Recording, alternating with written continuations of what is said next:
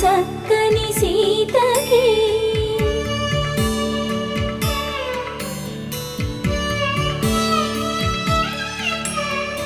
ఎర్ర జాబిలి చేయి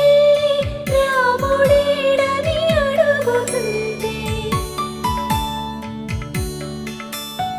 చూడలేదని పెదవి చెప్పే చెప్పలేమని కనులు చెప్పే నల్ల పూసైన